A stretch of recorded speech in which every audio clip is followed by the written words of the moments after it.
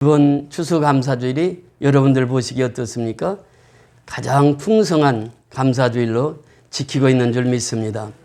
우리가 한 해를 거듭하면서 감사한 것은 하나님의 은혜가 우리의 심령 속에 충만해서 이렇게 감사를 풍성하게 드릴 수 있다고 하는 것, 무엇보다도 감사한 일입니다.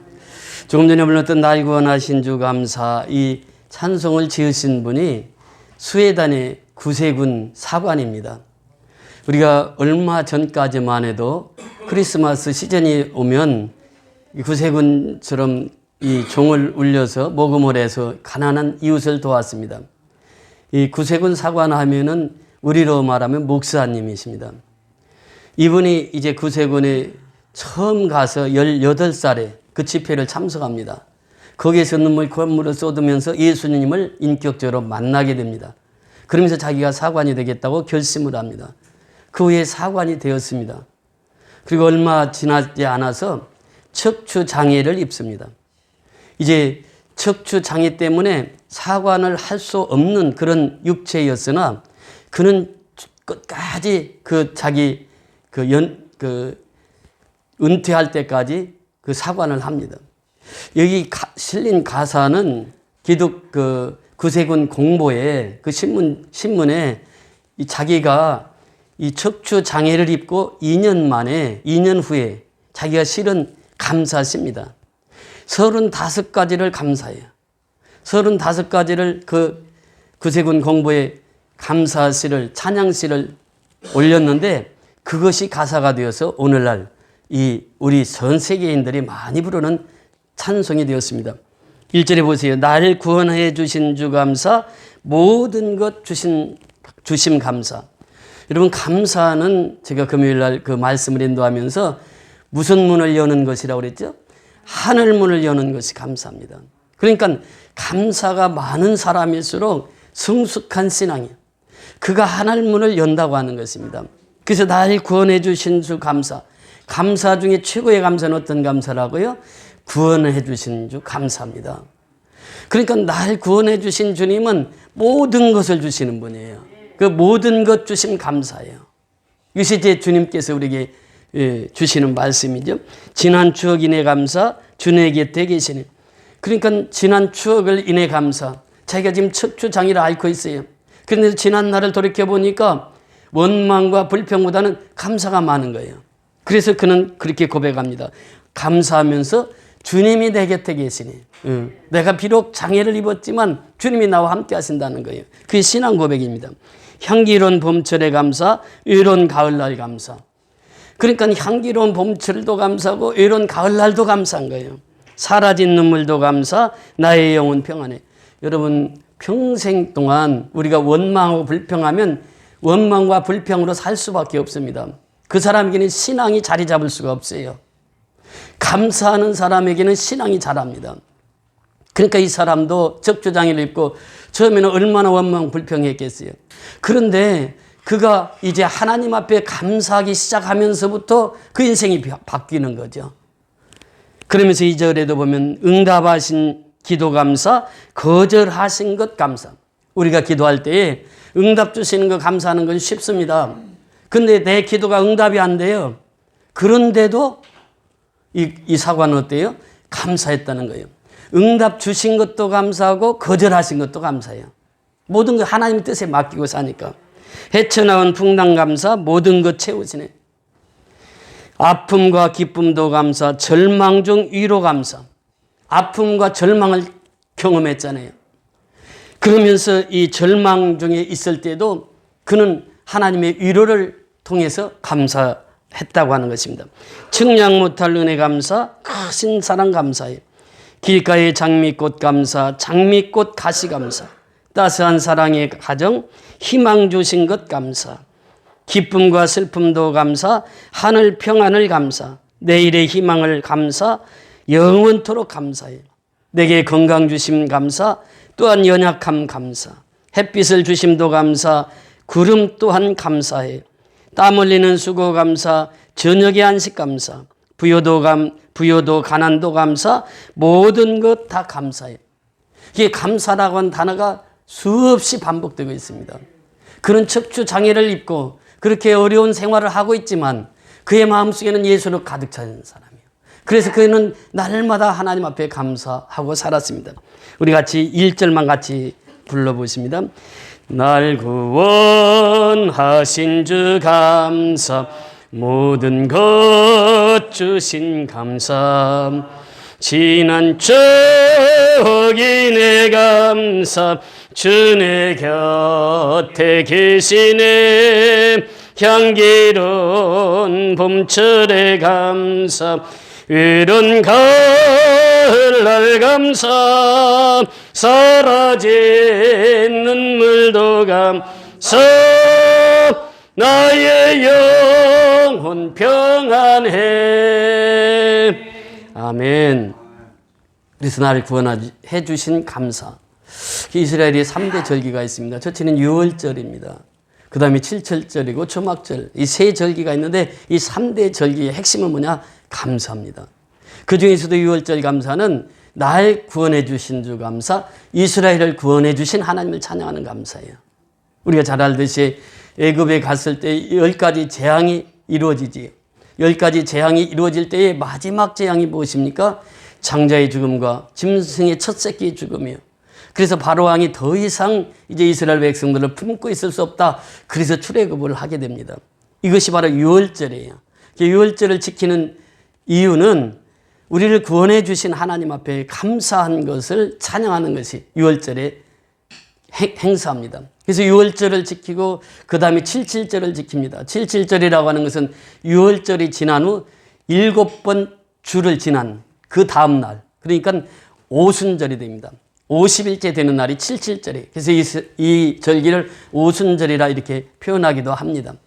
사도행전 2장에 보면 오순절날 성령이 충만하게 임해서 베드로가 그 성령의 충만함을 받고 그 있는 12사도가 다 성령의 충만함을 받습니다. 그들이 복음을 전합니다. 그 복음을 전할 때 그들을 통해서 초대교회가 왕성하게 부흥되는 것을 보게 됩니다.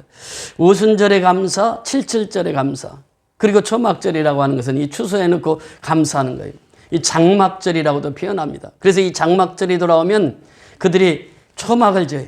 초막을 지어서 일주일 동안 그 초막에서 생활합니다. 그러면 이제 초막들이 시들어지죠.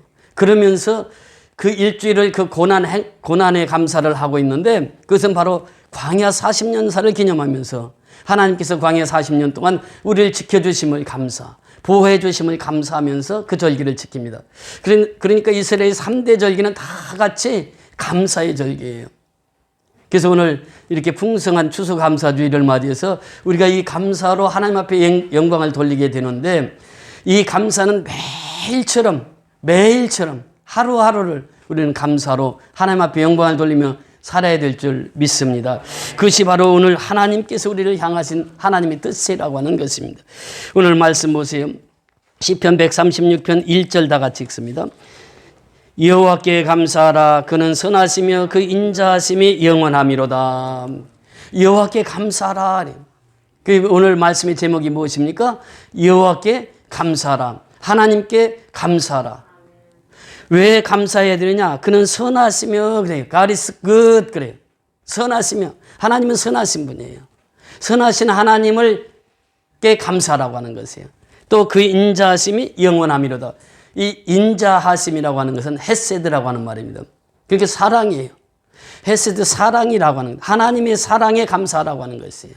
나를 얼마나 하나님이 사랑하고 있는지 그 사랑에 감사하라. 그러면서 하나님 이 신약에 와서는 불쌍히 여기다 이런 뜻을 가지고 있습니다. 그래서 이 불쌍히 여김을 받는 내가 얼마나 하나님 앞에 감사하며 살아야 되는가, 이것을 우리에게 말씀해 주시는 거예요. 그래서 여호와께 감사하라. 그는 선하시며 그 인자하심이 영원함이로다. 여기에 보면은요, 우리 성경에 이런 게 나와 있지 않는데 원문에 보면 키라고 하는, 왜냐하면 그런 단어가 들어가 있습니다. 접속사가 들어가 있어요. 그러니까 하나님께 감사하라. 왜냐하면은 그는 선하시고 그 인자하심이 영원하기 때문이다. 이렇게 표현하고 있습니다. 여러분, 이 말씀은요, 시편 100편 5절에도 똑같이 나옵니다. 시편 106편 1절, 107편 1절, 136편 1절, 29절, 그리고 오늘 본절이 똑같습니다. 내용이. 왜 이렇게 하나님께서는 이 말씀을 중복해서 기록하고 있는가? 여호와께 감사하라고 하는 것이에요. 사실 성경은 창세기부터 계시록까지 감사에 대한 말씀을 제일 많이 주시고 있습니다. 감사하며 살라고 하는 것이에요. 그 중에 제일은 날 구원해 주신 주 감사. 구원하신 것을 날마다 감사하며 살라고 하는 것입니다. 이것이 하나님께서 우리에게 주신 명령입니다. 그래서 추수감사주일을 맞이해서 여호와께 감사하자고 하는 것이에요. 그는 선하시고 그 인자심이 영원하기 때문에 우리는 감사하며 살아가야 된다고 하는 것입니다. 두 번째는 뭐라고 말씀하시고 있습니까? 모든 신에 뛰어나신 하나님께 감사하라 그래요. 그러니까 하나님은 모든 신 위에 뛰어나신 하나님이에요. 여기서 핵심은 무엇입니까? 모든 신이 아니라는 것이에요. 하나님은 모든 신 위에 뛰어나신 하나님이시다. 이 말은 오직 하나님만을 섬겨라라고 하는 것이에요. 다른 신을 섬기지 말라는 것이에요. 그래서 우리가 10계명 중에 제1계명은 나 외에 다른 신을 섬기지 말라는 거예요. 이게 하나님의 명령입니다. 10계명의 첫째 명령이 나 외에 다른 신을 섬기지 말라는 거예요. 모든 신 위에 뛰어나신 하나님을. 그 다음에 또 3절에 가서 내려가서 보면 뭐라고 말씀하십니까? 3절 다 같이 읽습니다. 시작. 주들 중에 뛰어나신 주께 감사하라. 그 인자심이 영원함이로다. 이것은 우리에게 무엇을 말씀하십니까? 하나님만이 주 되심을 강조하는 표현이에요. 하나님만이 주인이라는 거예요. 인생의 주인은 하나님밖에 없다는 것이에요. 하나님의 만물을 통치하시고 다스리고 역사하시는 분은 하나님 한 분밖에 없다고 하는 것입니다. 그 하나님을 찬양하라.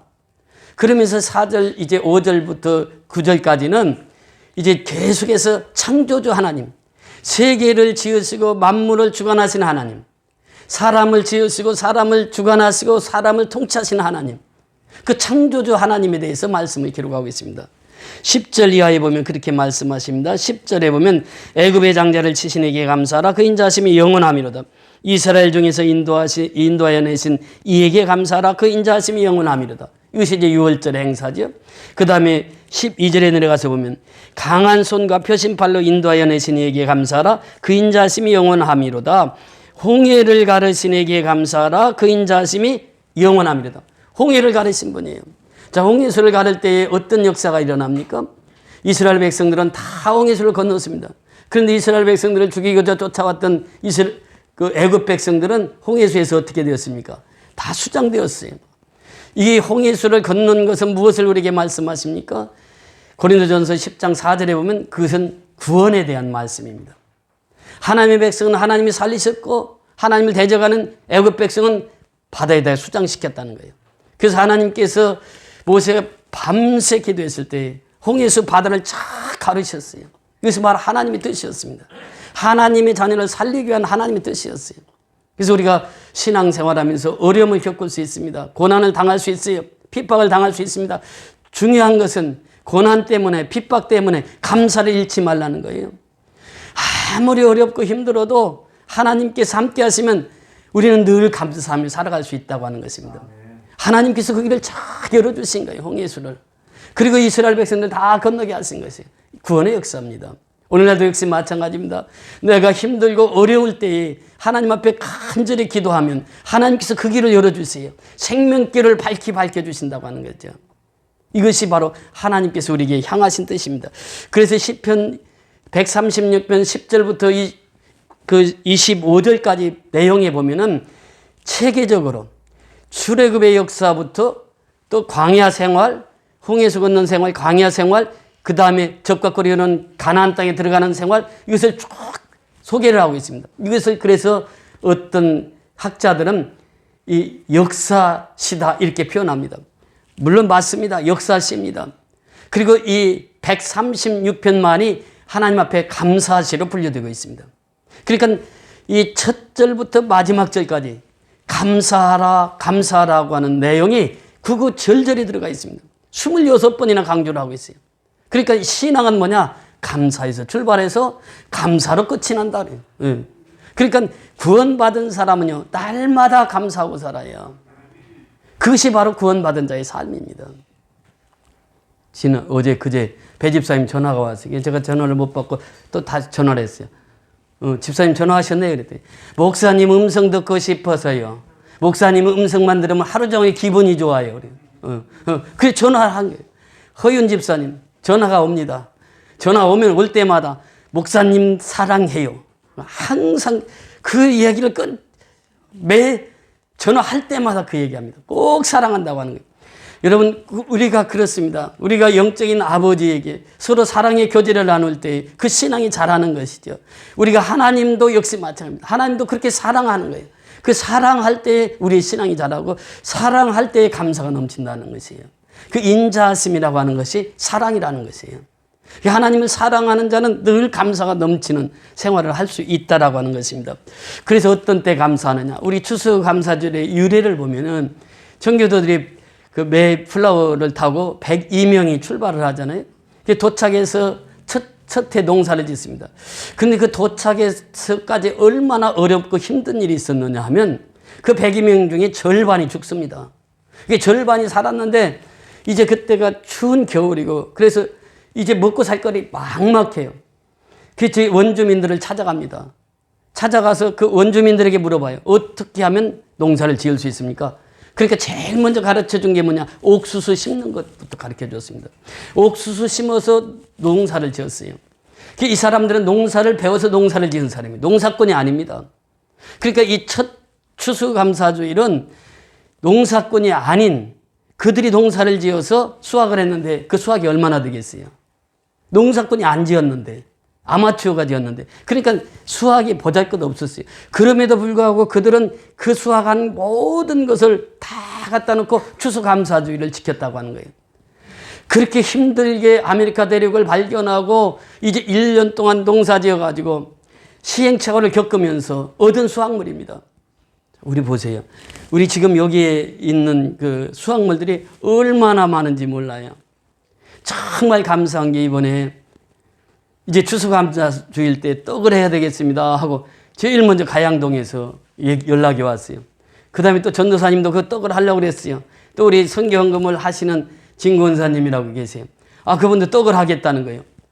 떡을 하겠다고 하는 분이 3분이 등장한 거예요. 그래서 제일 먼저 하겠다고 하는 가양동 식구들이 이 떡을 하게 됐습니다. 그러니까 우리가 하나님 앞에 감사하는 것은 그래요. 지금 여기 감사에 보면은요, 이 고구마는 저 보름도에서부터 왔어요. 그러니까 여기에 있는 이 감사, 이 열매들이 하나님께서 한 해 동안 우리가 농사 지어서 올려놓은 것, 또 물론 사서 올려놓은 것도 있지만은 이렇게 풍성하게 하나님께서 올 한 해 추수감사주의를 지키도록 하셨습니다. 얼마나 감사해요. 지난 날 그 추억을 보면 너무너무 감사한 거예요. 우리가 조금 전에 은혜라고 하는 찬양을 부르면서 참 은혜를 받았는데 은혜 보세요. 내가 누려왔던 모든 것이 내가 지나왔던 모든 시간이 내가 걸어왔던 모든 순간이 당연한 것 아니라 은혜였어. 그렇습니다. 우리 지난 날 생각해 보세요. 진짜 은혜예요. 우리가 이곳에 와서 처음 와가지고 우리 이곳에서 어떻게 생존할 것인가. 이것도 참 힘든 상황이었습니다. 그러나 하나님께서 미얀마를 선교하게 하시고 지금까지 이렇게 지내오면서 미얀마를 생각할 때마다 너무나 감사한 거예요. 22차 선교를 통해서 하나님께서 25명의 세례 신자가 나오게 하셨잖아요. 그러면서 매주마다 그 마을 대표에게 가서 허락을 맡아야 돼. 예배를 드리려면. 양고는 특별히 더 어렵습니다. 지금 엊그제 동영상 보내온 거 보니까 강도들이 은행을 털어버려. 그래 몇 억씩을 은행 돈을 다 훔쳐가 버려. 근데 그 강도가 누구냐? 군인. 구테타 군인들이 옷을 벗고 강도로 변하는 거예요. 그래가지고 은행을 털어가 버리는 거예요. 지금 양곤에서 그것이 한 군데서 나타나는 게 아니라 다발적으로 나타나요. 다발적으로. 지금이 더 어려운 거예요. 지난번보다 지금이 더 어려워요. 양곤 상태가. 그럼에도 불구하고 우리 지교회 성도들은 그 생명을 걸고 나와서 예배를 드리잖아요. 이 어려운 상황 속에서도 계속해서 예배를 드려요. 그러면서 하나님 앞에 영광을 돌리는 거예요. 지난 날을 이렇게 지나온 것을 생각해 보면 정말 하나님의 은혜였다는 것이에요. 우리가 7년 동안 이곳에서 선교연합교회가 이 하나님 앞에 영광을 돌리면서 지난 날을 생각해 보면 정말 하나님의 은혜예요. 우리가 아무것도 없이 텐트에서 예배 드릴 때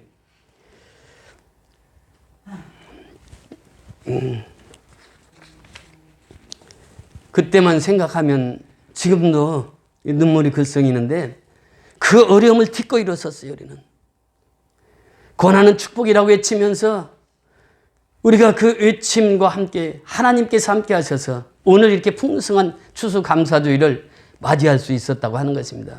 고난 없는 감사가 없다고 하는 것이죠. 그래서 우리가 하나님 앞에 기도할 때, 하나님 앞에 감사할 때는 절대 감사입니다. 절대 감사예요. 우리가 하박국 선지자를 보면서 무엇을 깨닫습니까? 하박국 선지자는 그렇게 고백합니다. 무화과 나무에 무성치 못하고 포도나무에 열매가 없고 감람나무에 소출이 없고 밭에 먹을 것이 없고 우리의 양이 없고 오양간에 소가 없고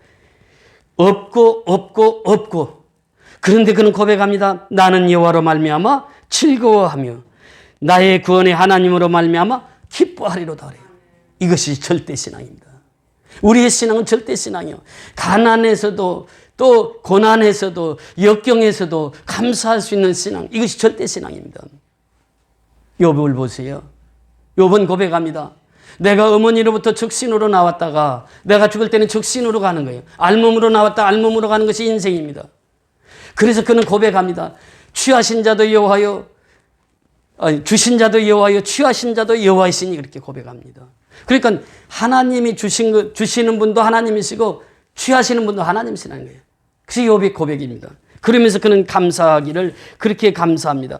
주신 자도 하나님이시요 취하신 자도 하나님이시니 여호와 이름이 찬송을 받을지어다. 그러면서 여호와 이름을 찬송하고 있는 욥의 신앙을 보게 됩니다. 이 절대 신앙이에요. 욥도 신앙의 절대 신앙.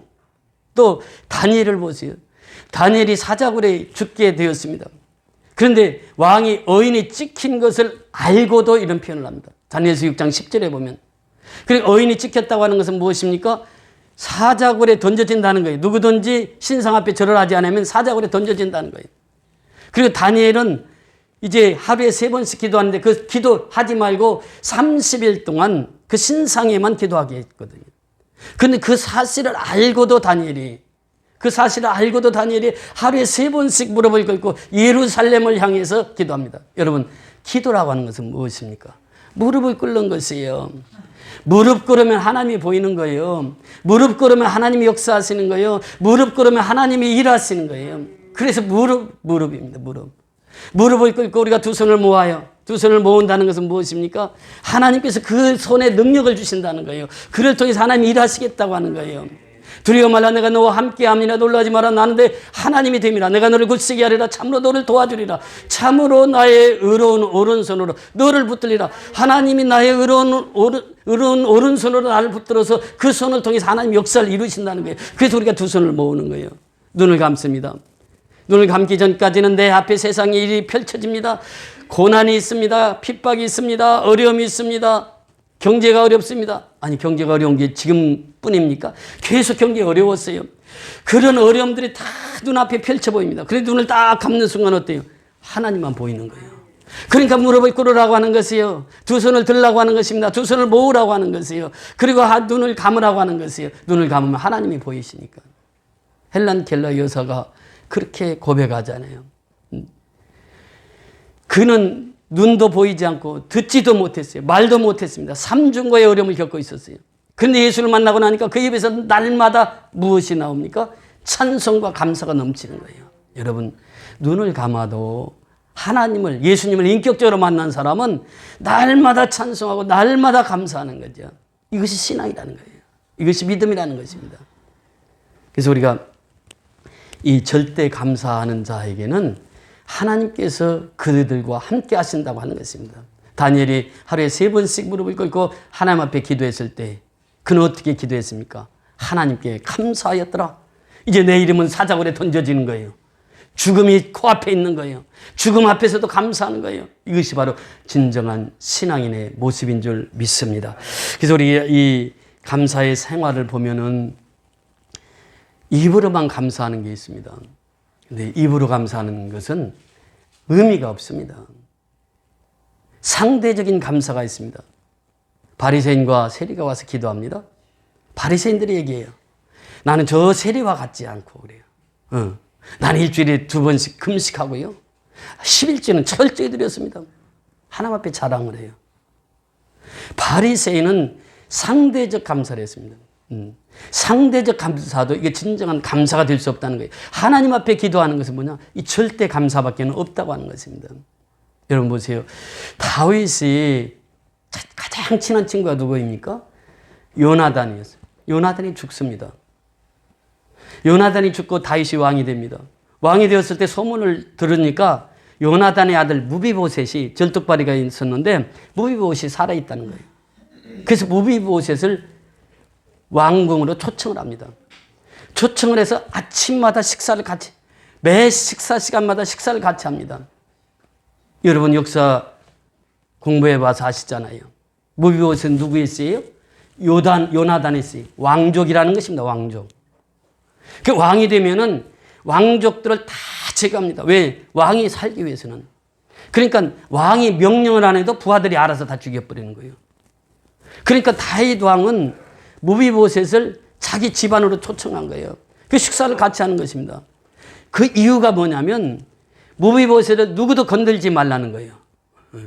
그것이 뭐냐면 진정한 은혜요 감사를 행함 있는 감사입니다. 그래서 이 상대적 감사나 입의 감사는 가짜 감사예요.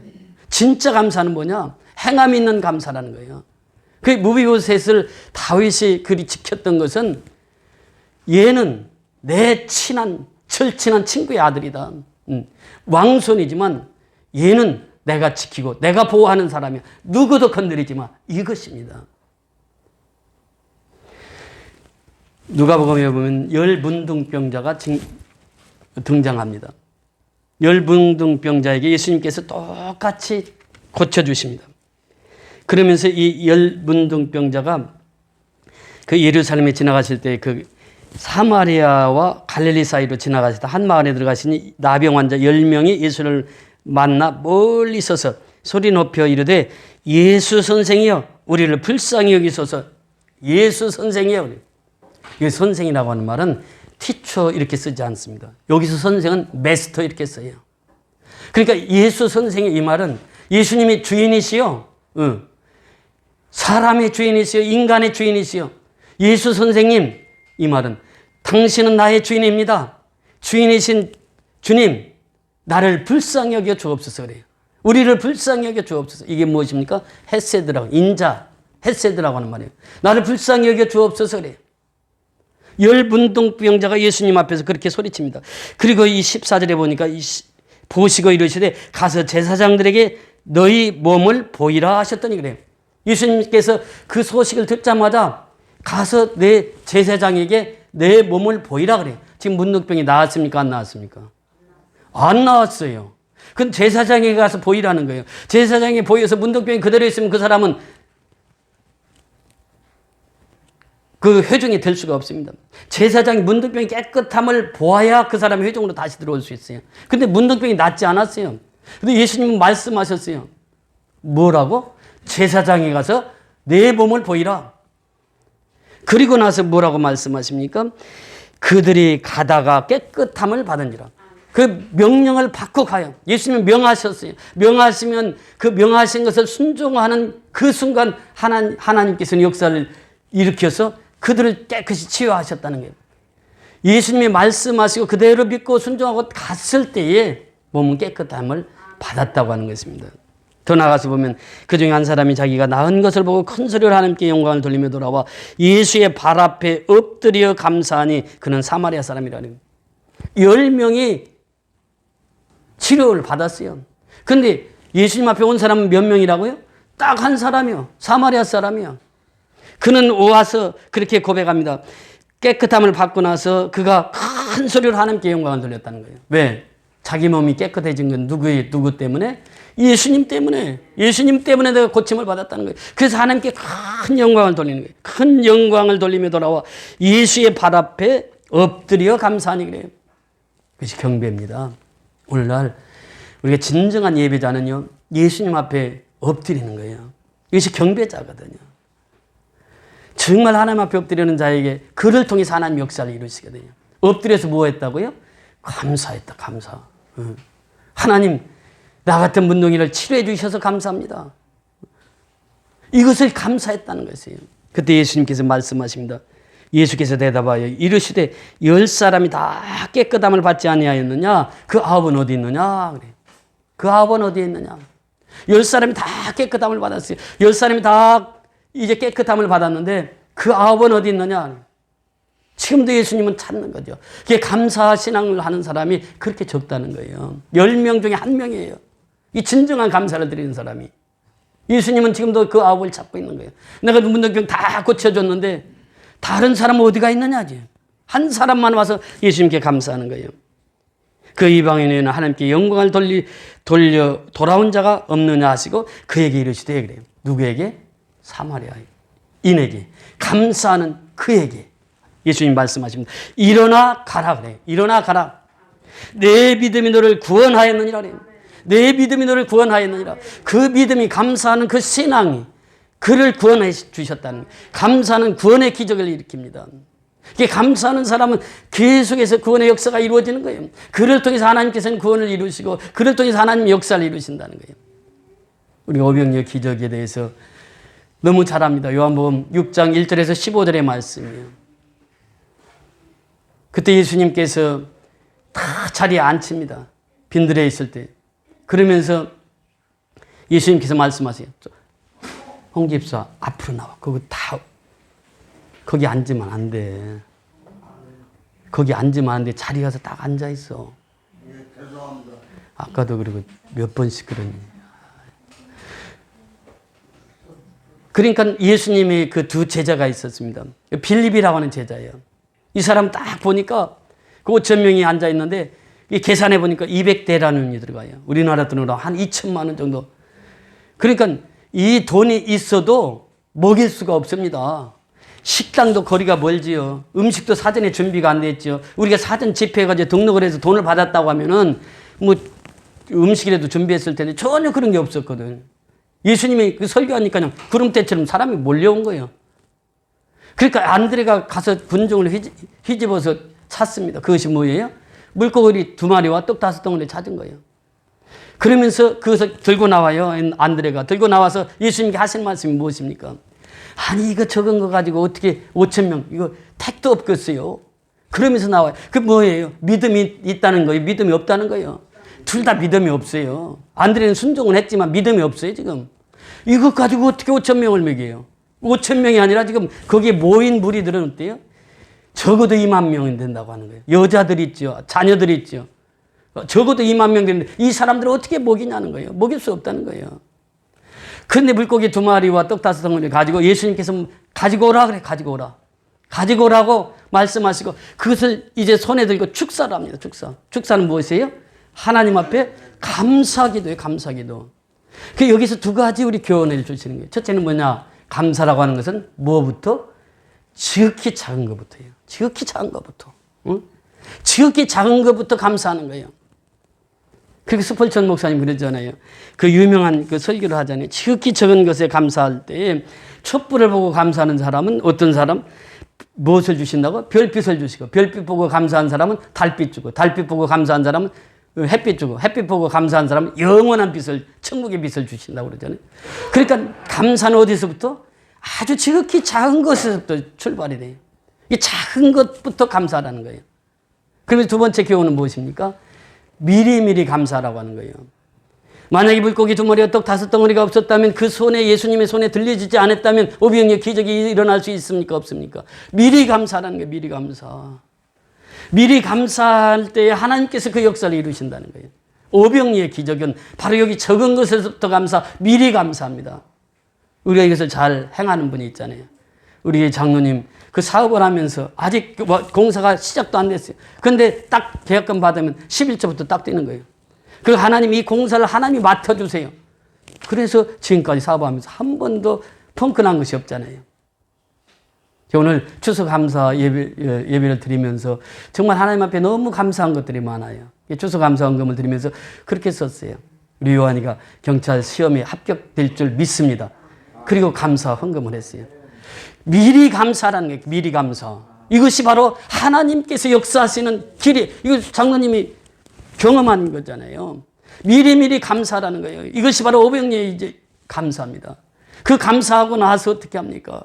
예수님께서 그 많은 무리들이 따라올 때 예수님께서 말씀하신 게 나를 따라오리거든. 어떻게? 첫째 뭐라고요? 자기를 부인하라고 하는 거예요. 요즘에요. 많이 배운 사람일수록 교만해지고 또 없는 사람도 교만한 사람이 참 많습니다. 예수 안 믿는 사람 다 교만한 사람이에요. 실은.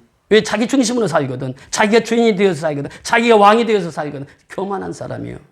하나님은 절대 교만한 자를 쓰시지 않습니다. 교만한 자는 패망의 선봉이요 넘어짐의 앞잡이니라고 잠언서 16장 18절에 말씀하십니다. 하나님은 쓰시는 사람이 어떤 사람 쓰신다고요? 겸손한 사람 쓰신다고요. 자기를 부인하는 사람 쓰시는 거예요. 그 예수님께서 그 많은 사람이 몰려왔을 때 아무든지 나를 따라오려거든 자기를 부인하라 그런 거예요. 그러니까 오늘도 하나님 쓰시는 사람 어떤 사람입니까? 회개하고 겸손하고 낮아진 사람 하나님 들어 쓰시는 거예요. 내가 잘났다고 내 뜻대로 사는 사람 절대 하나님 들어 쓰시지 않아요. 그럼 내 마음대로 살아. 그러지. 낮아지고 겸손한 사람을 들어 쓰시는 하나님이에요. 이게 첫 번째 교훈입니다. 두 번째는 뭐라고요? 날마다 제 십자가를 지라는 거예요. 어떤 사람 몸이 아파가지고 참 어려움을 겪는 사람이 있어요. 우리 이 성도들 중에도 몸이 아파가지고 그냥 몸 때문에 그냥 어려움을 다. 어떤 사람은 건강 때문에 그리고 어떤 사람은 돈이 없어서 그리고 어떤 사람은 다 문제가 다 있어. 다 그게 내게 태인 십자가입니다. 그 십자가는 어떻게 하라고요? 내가 짊어지라는 거예요. 내가 짊어지라는 거예요. 십자가를 지고 가라는 거예요. 십자가를 타고 가는 것이 아니란 말이죠. 요즘에도 교회 사업하시는 분들이 올 때 그런 얘기 한다고 하잖아요. 사업하는 사람 교회를 가려면 개척교회 가면 안 돼. 큰 교회 가야 돼. 큰 교회. 큰 교회 가야 그래서 교인들이 팔아주고 사업도 되는 거지. 이렇게 한다면 이건 십자가를 타고 가는 사람이에요. 십자가를 지고 가는 사람은 작은 교회에 와서 봉사합니다. 헌신해요. 이게 지금 이 아름다운 이 장식이 되었는데 이게 지금 전도사님 머릿속에는 2달 전부터 이걸 계획했던 거예요. 2달 전부터 하나씩 준비해가지고 이것이 이렇게 차려진 것입니다. 그러니까 이게 계획 없이 이루어진 게 아니에요. 이게 꾸미게 하는 사람의 머릿속에는요, 2달 전부터 이게 다 계획을 하셨던 거예요. 그래서 이렇게 펼쳐진 것이에요. 그러니까 우리가요, 예수님을 따를 때는 첫째는 자기를 부인해야 예수님이 영광을 받으세요. 예수님이 나타나잖아요. 그 사람을 통해서. 그리고 날마다 십자가는 내가 지고 가라는 거예요. 내 십자가는 내가 지고 가는 거예요. 다른 사람에게 지고 가라고 할 수가 없다는 것이에요. 그러면서 마지막 중요한 것이 뭐예요? 나를 따르라 그래요. 예수님 따르는 게 일이 무엇입니까? 예수님이 항상 호텔에서 주무시고 장관들 친구 삼고 대통령 친구 삼고 살으셨습니까? 정반대예요. 예수님은 머리 둘 것도 없다고 말씀하셨어요. 그리고 장로님이 기도하셨던 것처럼 가난하고 헐벗고 굶주린 자들이 다 예수님의 친구였어요. 가장 친한 친구가 누구였어요? 죽은 나사로 아니에요. 문둥병자 나사로 아니에요. 그 예수님은 그렇게 일생을 사셨어요. 예수님을 따라 산다고 하는 것은 그래요. 이영규 선교사님 오늘 새벽에 그 말씀을 드렸는데 그분이 코스타에서 은혜를 받은 분입니다. 코스타라고 하는 것은 이동원 목사님이 자기가 유학을 하면서 참 어렵고 힘들 때 그것을 회상하면서 자기 교회가 이제 부흥되고 크니까 유학생들을 중심으로 해서 집회를 열자.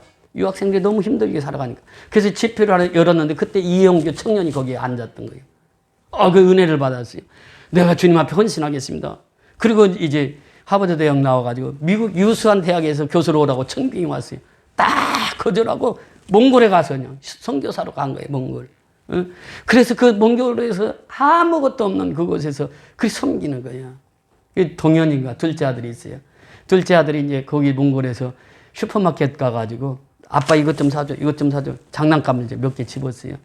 그러니까 장난감 이제 계산하려고 딱 계산대에 오니까 얘가 아빠 품에 안겨가지고 점원이 그거 달라고 계산하려고 달라고 하니까 죽어도 안 주는 거예요. 이게 뺏기는 줄 알고 계속 끌어안고 있는 거예요. 이게 악의의 심리입니다. 어린아이는요, 지금도 역시 마찬가지야.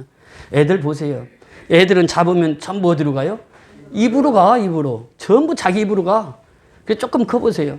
크면 애들이 놀러 와요. 놀러 오면은 우리 집에. 야, 우리 집이야? 응, 우리 집이야? 마음에 안 드는다. 애들이 친구 있으면. 너 가! 이게 우리 집이야. 이게 전부 자기 중심이에요. 이게 애들은. 근데 잘하면서 깨닫거든요. 근데 사람은요, 깨닫기 전까지는 감사를 할 수가 없다는 거예요. 깨닫는 것이 은혜거든요. 그러니까 그 이영규 선교사님의 내려놓음이라는 그 책 속에 보면 그게 다 나와요. 그러니까 다 내려놓는 거예요. 자기도 내려놓았지만 그 아이를 보면서 내가 내려놓지 못한 것이 너무 많구나. 나 내려놓을 때 하나님께서 그를 들어 쓰시는 거예요. 이것이 예수를 따르는 삶입니다. 우리가 왜 미얀마 선교를 합니까? 정말 거기는 우리가 가서 다 죽어와야 돼. 하나에서 열까지 다 죽어오는 거예요. 이게 선교입니다. 또 지금 다음 주면 이제 그 새 교회 미자립 교회를 방문하게 되는데 거기도 우리가 다 베풀고 오는 거예요. 다 섬기고 오는 거예요. 그러면서 하나님 앞에 영광을 돌리는 거죠. 그들과 우리의 친밀한 교제를 통해서 이제 하나님께서 가장 기뻐하시는 일을 통해서 하나님 앞에 영광을 돌리며 살아가는 것이 이것이 뭐냐. 추수감사주의를 맞이해서 우리가 정말 매일처럼 감사해야 되는데 그 감사의 조건들이 너무나도 많아요. 그래서 우리가 최소한 하루에 35가지 이상씩 감사해서 그 하나의 하루하루의 감사 삶으로 그리고 이제 주님 가장 기뻐하시는 것이 넓은 들의 익은 곡식을 보면서 추수할 것은 많되 일꾼이 적도다. 주님 찾으시는 거예요. 그래서 우리는 추수할 일꾼이 되어서 이제 하나님 앞에 많은 열매들 맺어가는 저와 여러분이 다 될 수 있기를 주의 이름으로 축원을 드립니다.